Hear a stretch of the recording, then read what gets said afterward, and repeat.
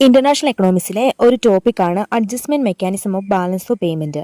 ഇതിൽ വരുന്ന കുറച്ച് അപ്രോച്ചസ് ആണ് ഇന്ന് നോക്കാൻ പോകുന്നത്. First, Marshall Lerner condition. Elasticity അപ്രോച്ചിനെ ബാലൻസ് ഓഫ് പേയ്മെന്റുമായി ബന്ധപ്പെടുത്തിക്കൊണ്ട് അബ്ബ ലേണറും ആൽഫ്രഡ് മാർഷലുമാണ് ഈ തിയറി ഡെവലപ്പ് ചെയ്തിരിക്കുന്നത്. ഈ തിയറി അനുസരിച്ച് ഒരു കൺട്രിയിലെ കറൻസി ഡീവാലുവേറ്റ് ചെയ്യുമ്പോൾ അവിടുത്തെ BOP ഇക്വിലിബ്രിയം റീസ്റ്റോർ ചെയ്യുന്നു. ഈ തിയറി പ്രൈസ് ഇഫക്റ്റുമായിട്ടാണ് റിലേറ്റ് ചെയ്തിരിക്കുന്നത്. Assumptions: supply of exports are perfectly elastic. അതായത് പ്രൈസിൽ ഉണ്ടാക്കുന്ന ചെറിയ ചേഞ്ച് ക്വാണ്ടിറ്റിയിൽ വലിയ ചേഞ്ച് ഉണ്ടാക്കും. Product prices are fixed in domestic country. Income levels are fixed in devaluing country. The supply of imports are large. Price elasticities of demand for exports and imports. Price elasticities refers to absolute values.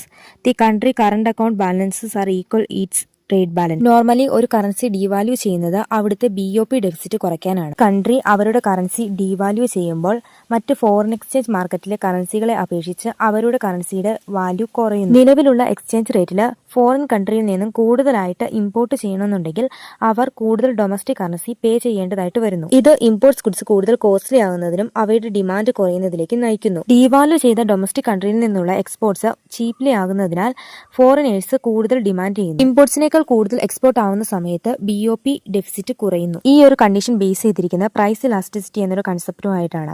Foreign കൺട്രിയിൽ ഉണ്ടാകുന്ന എക്സ്പോർട്ട്സിന്റെ ഡിമാൻഡും domestic കൺട്രിയിൽ ഉണ്ടാകുന്ന ഇമ്പോർട്ട്സിന്റെ ഡിമാൻഡും തമ്മിലുള്ള price ഇലാസ്റ്റിസിറ്റിനെയാണ് ഇത് depend ചെയ്തിരിക്കുന്നത്. Marshall Lerner condition പറയുന്നതനുസരിച്ച് price elasticity of demand for എക്സ്പോർട്ട്സും ഇമ്പോർട്ട്സും തമ്മിൽ കൂട്ടി കിട്ടുന്നത് ഗ്രേറ്റർ ദാൻ യൂണിറ്റി അല്ലെങ്കിൽ ഗ്രേറ്റർ ദാൻ 1 ആയിരിക്കണം.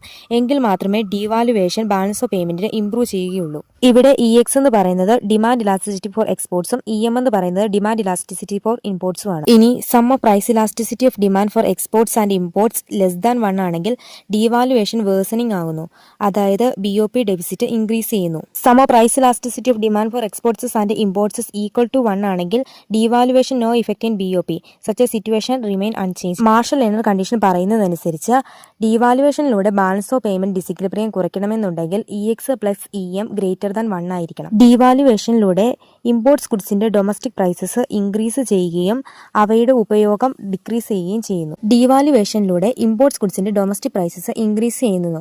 Then volume of imports are also decrease. Marshal Lerner കണ്ടീഷന് എംപിരിക്കൽ എവിഡൻസ് നൽകുന്ന ഒരു ഗ്രാഫിക്കൽ റെപ്രസെന്റേഷൻ ആണ് ജെ കർവ് ഇഫക്റ്റ്. ഷോർട്ട് റണ്ണിൽ price elasticity of exports and imports എന്ന് പറയുന്നത് ലോവർ ആയിരിക്കും. The Marshall Lerner condition is only applicable in long. ഇവിടെ horizontal ആക്സിസിൽ ടൈമും വെർട്ടിക്കൽ ആക്സിസിൽ ഡെഫിസിറ്റും സർപ്ലസും ആണ് കാണിച്ചിരിക്കുന്നത്. ഡീവാലുവേഷൻ ആരംഭിക്കുന്നത് ടൈം Tയിലാണ്. T മുതൽ D വരെയുള്ള ലൂപ്പില് BOP ഡെഫിസിറ്റ് ഇൻക്രീസ് ചെയ്യുന്നു. T1 മുതൽ BOP ഡെഫിസിറ്റ് ഡിക്രീസ് ചെയ്യുകയും കർവ് അപ്വേർഡ് സ്ലോപ്പിംഗ് ആവുകയും ചെയ്യുന്നു. Time T2 equilibrium in BOP and then the surplus arises T2 to J. J curve will flatten out to F from T2.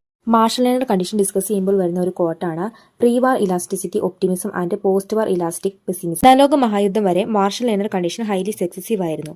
എന്നാൽ അതിനുശേഷം foreign exchange മാർക്കറ്റിൽ ഒരു fair ആയിട്ടുള്ള stable situation ഉണ്ടായിരുന്നു. കൂടാതെ demand for exports and imports highly ഇലാസ്റ്റിക്കും ആയിരുന്നു.